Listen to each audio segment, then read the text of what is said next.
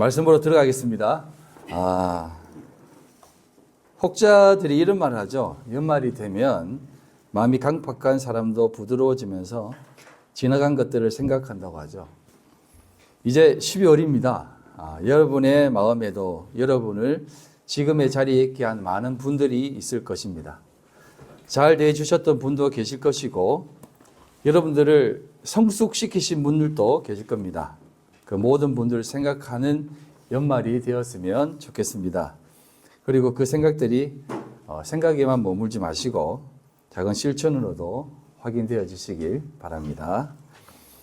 지난 시간에는 추수감사절로 지키면서 시편 본문을 가지고 설교를 했는데 오늘부터 계속해서 에베소서 강의를 이어나가도록 하겠습니다.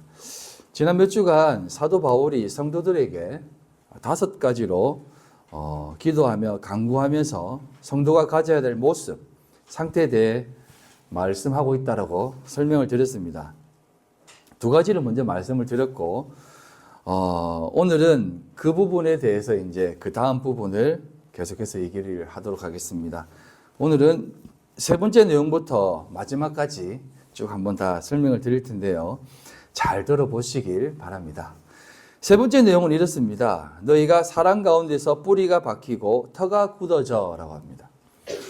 사랑 가운데 뿌리가 박히고 터가 굳어져 라고 말씀을 하는데 사도는 성도의 자리를 말하면서 뿌리 내리는 곳이 어디여야 하며 그 뿌리 내린 곳이 굳어져야 한다라고 말하면서 그 자리가 사랑이다라고 합니다. 오늘 기도에도 그렇고 사랑이 계속해서 등장을 했는데요. 이 사랑 안에 원어로는 인 아가페죠. 우리가 잘 아는 아가페. 아가페가 사랑이란 뜻입니다. 그 사랑 안에 뿌리를 박고 뿌리를 깊이 내리고 그 다음에 그 터가 굳어져라고 하는 말은 이 원어로 데멜리오인데 이게 근거를 두다라는 뜻입니다. 거기에 기초를 두어서 그 사랑이라고 하는 것에 근거를 두고 살아가야만 된다라고 말하는 거예요. 우리의 삶에 있어서의 모든 근거가 거기에 있어야 된다는 겁니다. 다시 한번 이 본문을 원문에 맞게 쉽게 설명을 드리면 너희가 사랑 안에 뿌리를 박으며 거기에 근거를 두길 바란다라는 겁니다. 맞죠? 기독교 핵심은 사랑입니다. 사랑이에요. 그래서 예수님께서도 율법이 무엇입니까? 라고 물었을 때 하나님을 사랑하고 내 이웃을 내 몸과 같이 사랑하라라고 말씀을 하지 않았습니까? 사랑 안에 우리는 모든 근거를 두어야 합니다. 그런데 사실상 신앙생활 하면서 가장 중요한 것이 사랑이라고 말하는데 하나님 사랑, 이웃 사랑 사실은 여러분 잘 아십니까? 하나님을 사랑한다라고 하는 것은 사실은 정말 좀 막연하지 않습니까? 이웃 사랑하면은 우리가 조금은 알 수 있습니다. 이웃을 사랑한다면 뭐 그냥 나름 사랑하면 되는데 하나님을 사랑한다? 어떻게? 여러분 하나님을 사랑할 수 있습니까? 세상 사람들이 말하는 그런 사랑 정도로 사랑하면 된다라고 생각합니까? 아니면 우리가 보고 듣고 또 경험해왔던 그런 어떤 사랑의 모습으로 사랑하면 된다고 생각합니까? 그런 정도의 사랑은 아마 아닐 것 아니겠습니까? 왜냐하면 뭔가를 사랑한다는 것은 그 사람을 우리가 알아야만 사랑할 수 있거든요. 그럼에도 불구하고 우리는 늘 쉬 사랑합니다 라고 말합니다. 그럼 그 사랑의 뿌리를 받고 근거를 둔다면 될까요? 뿌리를 받고 삶의 모든 근거를 거기에 둔다? 사랑이 뭔지도 잘 모르는데 거기에 근거를 둔다? 이게 좀 어떻게 보면 인간으로서 불가능할 수 있답니다. 그래서 이 뿌리를 받고 근거를 둔다라고 하는 이 내용이 어디에 다시 한번 사용이 되어지냐면 마태복음 7장에 근거를 어디에 둔냐를 한 번 더 얘기하면서 사랑이 무언가를 한번 설명해 줍니다.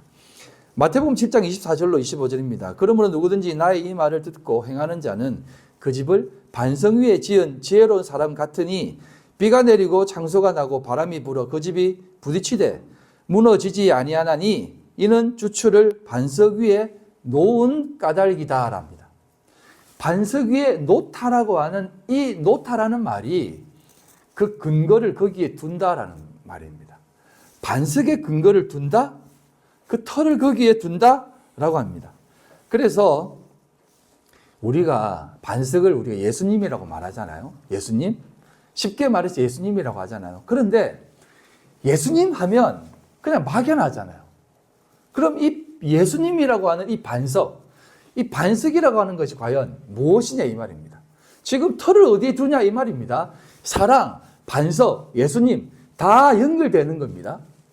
그럼 이 반석이라고 하는 단어가 예수님이다라고 말을 하는데 그냥 예수님이라고 말하면 또 막연하잖아요. 그럼 다시 한번 이 부분이 또다시 어디에 쓰였겠습니까? 반석이라고 하는 것을 예수님이 한번 말씀하신 적이 있는데 누구에게 반석이라고 말했습니까? 시몬 베드로에게. 바요나 시몬아 내가 복되다 라고 하면서 너를 앞으로 시몬이라 하지 말고 베드로라 게바라 라고 합니다. 이제 게바, 케파라는 말은 아랍어고요. 페트라라고 하는 것은 이제 그 헬라어입니다. 그러니까 시몬 하면 시므온 알죠? 그 히브리어 시몬에서 나온 말인데 들음이란 뜻이에요. 그러니까 너는 이제 시몬이 아니라 베드로다. 시몬 베드로라고 말하잖아요. 시몬은 듣는다라는 뜻이에요. 들음이란 뜻입니다. 그래서 들어서 반석이 된 사람. 시몬 베드로. 그러니까 너는 이제 반석이다는 겁니다. 이걸 이제 우리가 천주교에서는 이렇게 해석을 해요. 베드로에게 반석이라고 말하고 그 베드로의 터 위에 교회를 세웠다라고 하잖아요.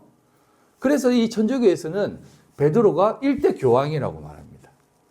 그래서 베드로라고 하는 하나님의 선택받은 사람이 교황으로 일대 교황으로 부름받아 그 위에 교회가 세워진 게 진짜 교회다 라고 말해서 1대, 2대, 3대, 4대 교황이라고 말하는데 사실은 예수님께서는 베드로에게 네 위에 내가 교회를 세우겠다라고 한 것은 베드로라고 말한 명명한 그 반석이라고 명명한 그 사람 위에 교회를 세우겠다라는 것이 아니라 베드로가 고백한 그 고백, 들어서 고백하게 된 그 고백 위에 세우겠다는 뜻 아니겠습니까? 그래서 마태복음 16장 16절로 18절에 보면 이렇게 나옵니다. 시몬 베드로가 대답하여 이르되 주는 그리스도시요 살아계신 하나님의 아들이시니이다. 예수께서 대답하여 이르시되 바요나 시몬아 내가 복이 있도다. 이를 내게 알게 한 이는 혈육이 아니요 하늘에 계신 내 아버지시니라.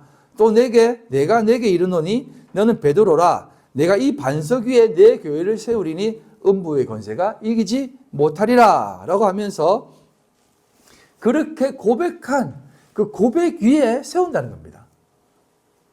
그도 그럴 것이 그렇게 증명되어지는 게 조금 이후에 베드로가 어떻게 합니까? 예수님 죽으면 안 됩니다. 어디서 당치도 않는 말씀을 하십니까? 라고 하니까 예수님이 뭐라고 하냐면 사탄아 내 뒤로 물러나라 하지 않습니까? 이렇게 네 위에 교회를 세우겠다라고 해놓고는 조금 있다가 너 사탄이야 라고 말하는 것처럼 베드로라고 하는 그 존재 자체에게는 반석이 될 수 없다는 겁니다. 그렇다면 왜 베드로에게 반석이다라고 말했을까요?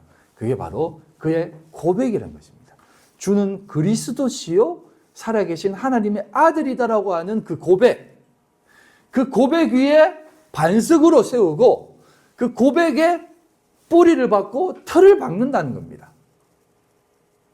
그러니까 우리가 사랑의 틀을 받고 사랑의 근거를 둔다라고 하는 것은 곧 참된 고백과 그 진리, 예수를 그리스도라 고백하며 우리가 그리스도의 참된 진리 가운데 살아갈 수밖에 없는 존재다라고 하는 그 고백 위에 우리의 삶을 두어야 된다는 겁니다. 그래서 여러분, 사랑이라고 하는 것은 인간이 말하는 그런 사랑의 근거를 두는 것이 아니다라는 거예요. 그래서 우리가 쉬운 말로 내리사랑 하잖아요. 내리사랑이 뭡니까? 아무 조건 없어도 그냥 자식들에게 쏟아 부어주는 사랑 아닙니까?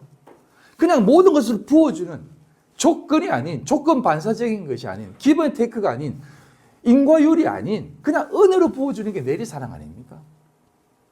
그 사랑의 근거를 두어 그 사랑 가운데 뿌리를 박는다는 것입니다. 그런데 여기에서 또 다른 비밀이 있습니다. 그게 뭐냐면 그런 사랑 우리가 어떻게 알 수 있겠습니까? 그런데 우리에게 뭐라고 합니까? 사랑해라 라고 합니다. 그리고 그 사랑에 뿌리를 박아라 라고 합니다. 그 사랑 우리가 할 수도 없고 그 사랑 우리가 깨닫지도 못하는데 어떻게 우리가 그 하나님을 사랑할 수 있겠습니까? 그 사랑이 뭔지도 모르는데 그 터에 어떻게 할 수 있느냐 이 말입니다. 그럼에도 불구하고 우리에게 사랑하라라고 하는 것은 우리에게 그 사랑의 정도로 만들어준다는 것이에요. 여러분 우리가 누군가를 사랑할 수 있다라고 했을 때 사랑할 수 있습니까? 정말 대단한 사람이 있어요. 우리 이런 게 있잖아요. 이제 시우가 갑자기 요즘 제일 유명한 가수가 누굽니까? 블랙핑크입니까? 블랙핑크의 제니를 내가 아는 사람 그거밖에 없어가지고 제니를 여자친구라고 하는 거예요. 나 제니와 사랑하고 있어. 이러면 여러분 반응이 어떻습니까? 말도 안 되는 소리하고 있네. 네가 어떻게 제니를 사랑해? 네 같은 게? 죄송합니다. 시우를. 아니 그러니까 일반적인 반응 아니겠습니까? 야, 네가 제니 본 적은 있어? 감히 어떻게 네가 제니를 사랑해? 근데 제니가 뭐라냐면 너 나 사랑할 자격이 있어. 나 사랑해. 사랑해줘. 라고 말하는 겁니다. 여러분 이게 얼마나 놀라운 것인지 아십니까? 하나님이 누군지도 모르고 그 사랑이 알지도 못하는데 하나님이 우리를 바라보면서 너 나를 사랑해라 라고 말하는 것은 우리를 그렇게 높이 위대하게 대우해 주신다는 거예요. 우리 인간이 뭔데 하나님을 사랑할 수가 있습니까? 근데 하나님이 우리를 사랑하라고 하세요. 이건 너무나 놀라운 거라는 겁니다. 아시겠습니까? 여러분 제가 이제 TV를 보는데 엄마와 여행 가는 남자 4명의 내용이 나오더라고요. 그래서 그 남자 4명이 여행하는 내내 엄마 손을 꼭 잡고 갑니다. 엄마 손을 꼭 잡고 가는데 이제 밤에 게임을 하더라고요. 숙소를 정하는 게임. 어떤 게임이냐면 눈 감고 엄마 손을 맞추기. 그 4명의 엄마가 다 손을 듭니다. 그리고 아들들이 엄마 손을 맞추는 겁니다. 그 아들들이 뭐라고 합니까? 아유, 내가 엄마 손을 모를까? 당연히 맞출 수 있지. 당연히 알 수 있지 하면서 눈을 감고 하는데 어떤 사람은 자기 전 재산을 걸기도 하고 어떤 사람은 호적을 걸기도 하고 막 그러는데 그 4명 중에 1명만 맞추더라고요. 3명이 엄마 손을 못 맞춰요. 예. 그 맞춘 1명도 엄마 손이 좀 두툼해서 맞춘 거지 다 헷갈려 하더라고요. 그러고 나서 다들 엄마들 눈 뜨고 너희 내 아들 아니야 하면서 그렇게 하더라고요. 근데 심지어 자리를 바꾸어서 엄마가 이제 자녀 손을 맞추는데 심지어 그걸 틀리는 엄마들이 또 있더라고요. 아이, 그냥 어떻게 하냐 하면서. 예. 여러분, 어머니 손 잡아. 어머니 손이 어떤 손인지 맞출 수 있겠습니까? 옆 사람 한번 손을 한번 잡아볼까요? 예. 저는 이제 저희 어머니 손이 좀 특별해가지고 좀 알 수 있습니다. 저희 손이 웬만한 남자 손보다 더 크거든요. 그래가지고, 아유, 어머니 손이 왜 이렇게 크셔? 그러니까. 옛날부터 손이 커서 징크스였다 하면서 막 그러더라고요. 여러분, 누군가를 사랑한다면, 그 사람을 그렇게 깊이 알아야 되는데, 알지 못하고 틀려도 그 엄마들은 아들을 그렇게 사랑한다는 것입니다. 그게 우리를 대우하시는 하나님의 그 놀라운 은혜다 이 말입니다. 그러니까 그 사랑 안에 우리가 뿌리를 박는다라고 하는 것은 하나님이 너희들을 사랑한다. 그 사랑한다라고 하는 그 전제에 뿌리를 박고 살아라는 것입니다. 내가 너희들을 이만큼 사랑하니까 그 사랑에 뿌리를 박아라고 하는 겁니다. 그러니까 너희들이 살아갈 때 그 사랑의 깊이에 근거를 두고 살아라는 것입니다. 그러니까 여러분들의 삶이 얼마나 위대하냐 이 말입니다. 하나님이 우리가 사랑할 수 있도록 자신을 그렇게 낮추시고 또 낮추셔서 우리에게 자신을 보여주시는 것 아니겠습니까? 그러니 이 얼마나 놀라운 사랑에 뿌리를 박을 수밖에 없고 또 그 사랑의 근거 속에 감사하며 살 수밖에 없지 않겠습니까? 우리 속에 있는 그 사랑의 깊이, 네 번째로 얘기하는 부분입니다. 에베소서 3장 18절로 19절인데요. 능히 모든 성도와 함께 지식에 넘치는 그리스도의 사랑을 알고 그 너비와 길이와 높이와 깊이가 어떠함을 깨달아 알 수 있게 되길 바란다라는 겁니다. 하나님께서는 우리에게 그렇게 얘기하는 겁니다. 사도를 통해서 그 사랑의 깊이를 이제 좀 깊이 있게 좀 깨달아 알기를 바란다는 겁니다. 그래서 제가 여러분들에게 하나님의 말씀을 조금이라도 더 가르쳐 주려고 하는 겁니다. 여러분, 조금만 설명을 드리면 우리가 하나님의 사랑의 깊이를 안다라고 하는데 그 깊이의 사랑을 우리는 어느 정도 생각합니까? 여러분 성탄절의 의미를 아세요? 성탄절의 의미? 제가 아이들한테 성탄절 의미 아니니까 성탄절 선물 받는 날, 즐거운 날 아닙니까? 성이 무슨 성자야? 그러니까 잘 모르더라고요. 거룩할 성자하고 탄은 탄생 탄자 아닙니까? 그러니까 거룩한 탄생일이라는 뜻 아닙니까? 그래서 성탄절 하면 예수님이 태어나신 날이잖아요. 그럼 왜 오셨습니까? 예수님이 왜 이 땅에 오셨습니까? 낮고 낮은 이 땅에 죄 많은 우리의 모든 죄를 대신 짊어지시고 짊어지신 것으로 끝나는 것이 아니라 모든 죄를 짊어지시고 그 죄를 짊어진 상태에서 십자가에 못 박혀 그 죄를 다 사해 주시고 심지어 부활하셔서 우리의 모든 죄를 도말하시고 정결케 하기 위해서 의인으로 만들기 위해서 우리의 모든 죄를 다 속죄하기 위해서 낮고 낮은 이 땅에 오신 날이 성탄절 아닙니까? 맞잖아요. 우리의 모든 죄를 다 속하기 위해서 오신 날이잖아요. 십자가를 지시기 위해서 오신 날이잖아요. 그게 성탄절이잖아요. 그럼에도 불구하고 여러분 우리가 이 죄에 대해서 잘 아십니까? 여러분 죄가 뭐라고 생각하십니까? 거짓말 좀 하고 남들 미워하고 하나님 많이 의지하지 않고 하나님 좀 깊이 있게 더 사랑하지 않는 그런 것들이 죄라고 생각합니다. 자, 그리고 사실 예수님이 십자가에 못 박히셨다고 하는데 우리를 위해 우리의 죄가 뭐 얼마나 크기에 우리의 죄를 위해 십자가에 못 박혀 죽으셨지.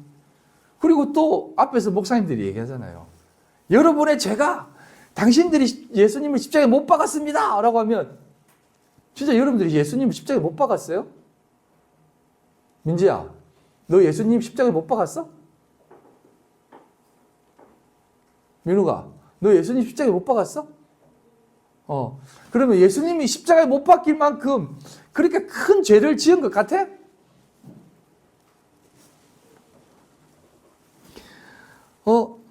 그럼에도 불구하고 예수님은 요한복음 1장 29절에 이렇게 합니다. 이튿날 요한이 예수께서 자기에게 나오심을 보고 이르되 보라 세상 죄를 지고 가는 하나님의 어린 양이다. 어린 양이 뭡니까? 제물이지 않습니까?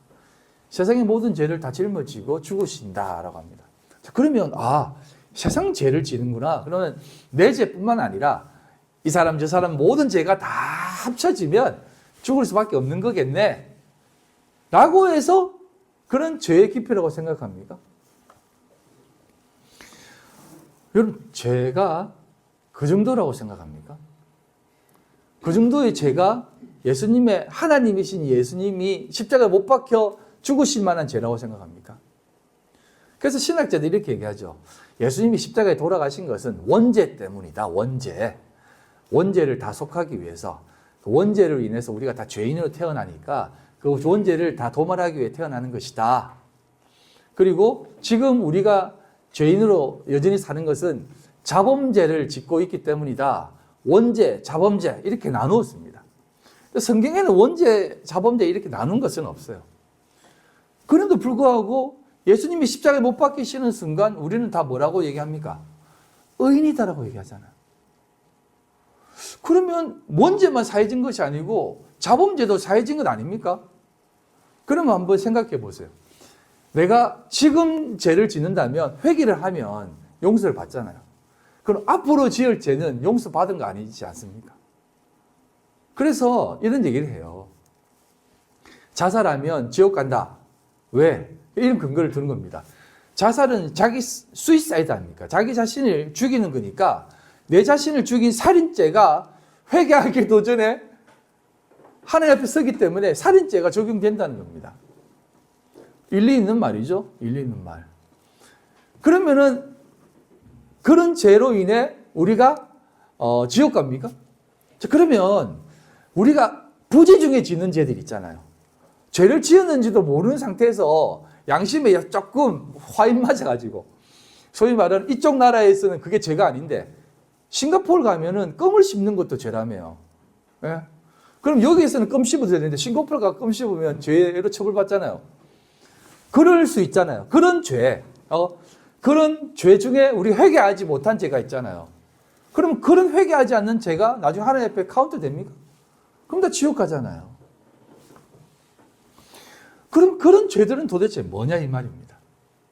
그 하나님의 십자가 사건이 그런 죄까지도 다 용서하신 겁니까? 아니면 하신 것을 믿었을 때 그게 적용이 되는 겁니까? 이게 사실은 굉장히 쉽지 않은 부분이에요. 그럼에도 불구하고 우리는 너무 쉽게 우리는 죄 용서 받았지 라고 하면서 여전히 죄인으로 살고 있는 겁니다. 죄를 용서받았다 하면서 죄인으로 살고 있는 이 갈팡질팡하는 그걸 이제 소위 말하는 선악과를 입에 몰고 삼키지도 못하고 뱉지도 못하는 그런 오늘날 현실의 성도들의 모습을 반영하는 겁니다. 그래서 제가 여러분들에게 좀 더 깊고 높고 넓은 자리로 나가기를 바라는 겁니다. 그런 것들이 분명하게 적용되어질 때 여러분의 삶이 하나님 앞에 사실은 참된 자유를 누릴 수 있는 거예요. 그래서 제가 어떻게든 좀 이 진리를 좋은 그릇에 담아 여러분들에게 해주고 싶은 마음이 참 굴뚝 같아요. 그래서 여러분 설교자를 요리사라고 하잖아요. 요리사가 왜 이렇게 관문을 쓰는지 아세요? 제사장이 관문을 쓰는 겁니다. 요리사가 가진 재료를 가지고 최고의 요리를 만들어서 이렇게 하잖아요. 너무 멋있어요. 아주 어떻게 만들었어요? 합격이에요? 뭐 이러잖아요. 그래서 저도 그런 훌륭한 요리사가 되고 싶은데 아직도 양파나 쓸고 있는 수준인 것 같아. 참 그렇습니다. 그러니까 여러분 어쨌든 저도 훌륭한 요리사가 되려고 애를 쓰겠습니다. 그러니까 여러분들도 이렇게 좀 깊이 있게 사도 바울의 그 간절한 소망처럼 깊이 있게 자라가기를 소망한다 이 말입니다. 그래서 4가지를 말씀드렸지만 결론적으로 5번째 말씀을 드리면 그 자리가 어떤 자리로 가는 거냐면 하나님의 모든 충만하신 것으로 너희에게 충만하게 하시기를 구한다라고 하는 그 충만의 자리입니다. 그 하나님의 충만한 자리 어떤 자리겠습니까? 상상할 수 있겠습니까? 그 하나님의 충만이 우리에게 충만하다고 하는데 그럼 그 자리 어떤 자리입니까? 왜 하나님께서 우리에게 충만하기를 구한다라고 했을 때 아니 하나님의 충만을 우리가 어떻게 그 충만의 자리까지 나갈 수 있어? 상상이 되지 않지만 사도는 왜 이런 기도를 했을까요? 저는 그렇게 생각합니다. 이미 그 충만은 우리에게 있다라는 겁니다.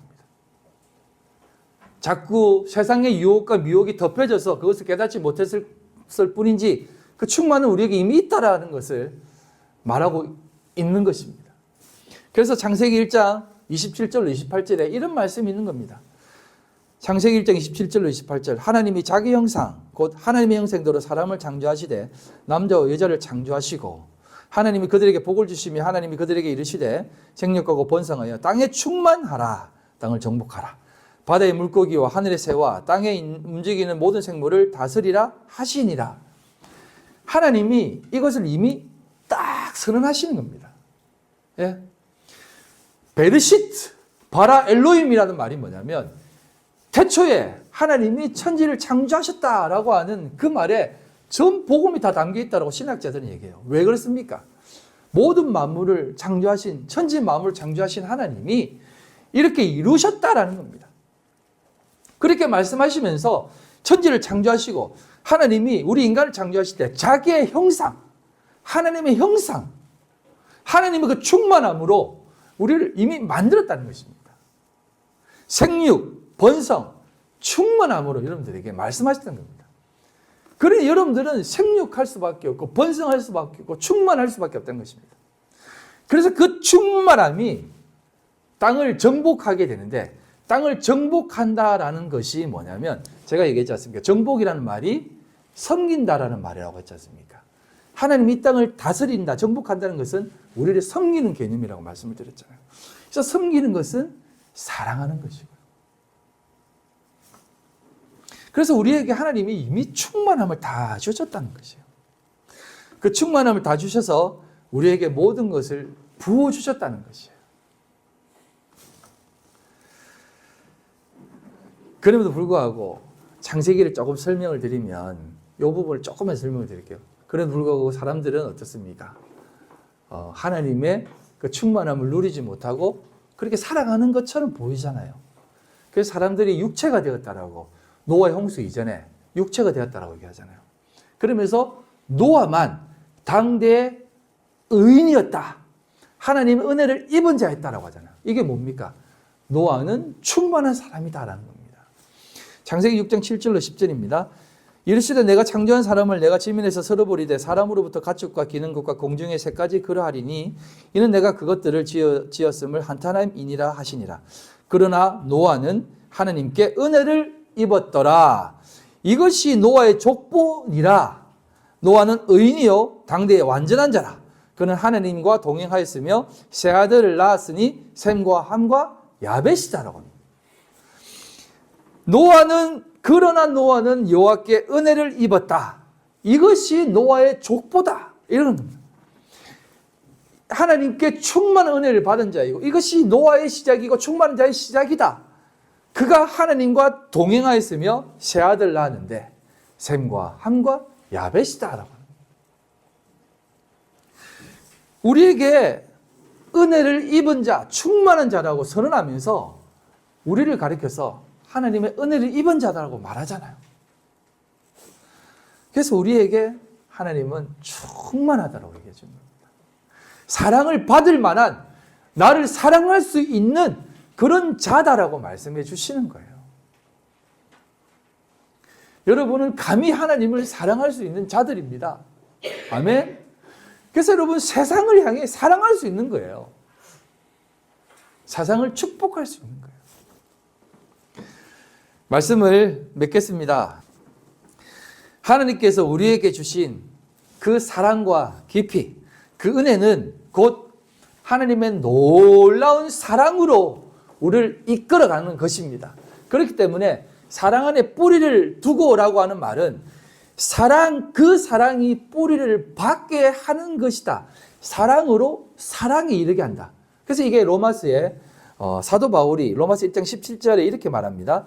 복음에는 하나님의 의가 나타나서 믿음으로 믿음에 이르게 하나니 기록된 바 오직 의인은 믿음으로 말미암아 살리라. 믿음이 믿음을 만들어낸다. 이게 무슨 말이에요? 이게 이 말인 것입니다. 그 하나님의 놀라운 사랑하심이 그 뿌리를 받게 하신다는 겁니다. 사랑하심이 우리를 사랑하는 존재로, 사랑할 수 있는 존재로 빚어주신다는 겁니다. 그러니 그 사랑의 근거에 기초를 두어라는 겁니다. 믿음, 그 믿음 안에 믿음을 두어 사랑하라는 것입니다. 그러니 매일매일 우리를 바라볼 때 어떻습니까? 네가 하나님을 어떻게 사랑할 수 있는 존재야. 너는 혼자 있으면 죽을 수밖에, 쓰레기밖에 없어. 그러나 하나님의 은혜를 주셨기 때문에 지금 이 자리에 있는 거 아니야 라는 것을 매일매일 깨닫게 하시는 겁니다. 죄송하지만 아주 좋은 예가 우리 교회에 오셔서, 잠깐 예를 들면 우리 지 선생님이 저에게 한 얘기인데, 목사님, 저는 아마 한규가 없었으면 자기는 알코올 중독자가 되었을 것 같습니다 라고 하더라고요. 그러면서 한규를 볼 때마다 자기가 더 깨닫게 되고 하나님을 더 생각한다는 것입니다. 그래서 오늘 시를 보면서 저도 더 눈물이 나더라고요. 이건 저에게도 적용되는 겁니다. 저는 여러분들이 계시니까 제가 하나님을 더 깊이 깨닫는 것이에요. 여러분들이 없다면, 여러분 한 사람 한 사람이 없다면 제가 어떻게 하나님을 더 깊이 사랑할 수 있고 깨달아갈 수 있겠습니까? 맞습니다. 하나님이 여러분들에게 자녀를 주셨는데 여러분들 그렇게 생각하죠. 니들 내가 없으면 너희들 밥이라도 한 숟갈 먹을 수 있을 것 같아? 너희들 공부하는 게 누구 때문인 것 같아? 라고 말하지만 사실은 그 자녀들이, 그 옆에 있는 사람들이 없다면 여러분들은 존재할 수 없어요. 자녀들이 없다면 여러분들은 어떻게 살 수 있습니까? 하나님이 우리에게 그 사랑을 주신 거예요. 사랑의 결정체. 옆에 있는 사람이 없다면 내가 솔직히 안 그렇습니까? 그래서 하나님이 우리를 그렇게 우리 곁에 오셔서 오신 것입니다. 그래서 사랑하는 게 뭡니까? 라고 했을 때 저 작은 소자에게 냉수 한 그릇 떤 것이 곧 나에게 한 것이다 라고 하잖아요. 그 사람들을 보면서, 그 아이를 보면서, 내 옆에 있는 사람 보면서 그래, 나도 그렇게 살 수밖에 없지라고 하는 겁니다. 그래서 하나님은 우리를 늘 그렇게 강하게, 강력하게 사랑하고 계시다는 것을 꼭 기억하시기 바랍니다. 사랑하는 성도 여러분, 우리가 하나님 앞에 열심히 신앙생활을 해야 된다라고 하는 그 자리는 결국 하나님이 우리에게 더 큰 열심으로 하고 계시다는 사실을 꼭 기억하시기 바랍니다. 하나님이 그렇게 열심을 내고 계시기 때문에 우리가 감히 설 수 있는 것이시라 이 말입니다. 그래서 그 내용을 이사야 31장 4절로 5절에 이렇게 말씀하고 있습니다. 여호와께서는 이같이 내게 이르시되 큰 사자나 젊은 사자가 자기의 먹이를 움키고 으르렁거릴 때에 그것을 치려고 여러 목자를 불러왔다 할지라도 그것이 그들의 소리로 말미암아 놀라지 아니할 것이요 그들의 떠들므로 말미암아 굴복하지 아니할 것이라. 이와 같이 나 만군의 여호와가 강림하여 시온산과 그 언덕에서 싸울 것이라. 새가 날개치며 그 새끼를 보호함같이 나 만군의 여호와가 예루살렘을 보호할 것이라. 그것을 호위하며 건지며 뛰어넘어 구원하리라 하셨느니라. 그렇습니다. 하나님은 세상에 많은 목자들이 달려와 소리치며 이렇다 저렇다 외치더라도 큰 사자나 젊은 사자는 눈 하나 깜짝하지 않는다는 것입니다. 그런 것처럼 이와 같이 나 만군의 여호와 하나님이 친히 시온산과 그 언덕 성전에서 싸울 것이다. 예루살렘에서 싸울 것이다. 그 하나님의 터, 평강의 터에서 내가 싸울 것이다. 그러니 걱정하지 말고 그 하나님의 돌보심 가운데 살아가라 라고 우리에게 말씀하십니다. 그 하나님의 사랑, 그 은혜 가운데 충만한 삶을 누리고 그 놀라운 은혜에 붙들려 살아가시는 우리 귀한 성도들 다 되시기를 주님의 이름으로 간절히 소망합니다. 아멘. 기도하겠습니다. 하나님 아버지 감사합니다. 우리를 사랑하라 라고 하는 그 자리로 대우해 주신 하나님, 사랑할 수밖에 없는 그 하나님의 놀라운 은혜에 감사를 드립니다. 오늘도 그 사랑의 터를 받고 근거를 두어 믿음으로 살아갈 수 있게 도와주시고 세상이 주는 그 수많은 요동함, 그 많은 목자들의 외침에 귀를 기울이지 않고 오직 하느님께서 돌보시는 그 돌보심에 늘 우리의 마음과 생각을 향할 수 있도록 도와주시옵소서. 예수님 이름으로 기도드립니다. 아멘.